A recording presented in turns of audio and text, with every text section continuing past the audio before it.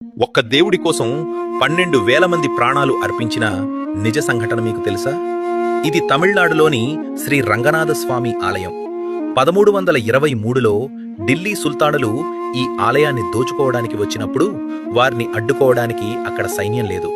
స్వామివారి విగ్రహాలను దాచడానికి అర్చకులకు కొంత సమయం కావాల్సి వచ్చింది. అప్పుడు 12,000 మంది సాధారణ భక్తులు గుడిద్వారం ముందు ఒకరి చెయ్యి ఒకరు పట్టుకొని ఒక మానవహారంలా నిలబడ్డారు. ఆ దుర్మార్గపు సైన్యం వారిని ఊచకోత కోస్తున్నా కూడా వారు కదలలేదు.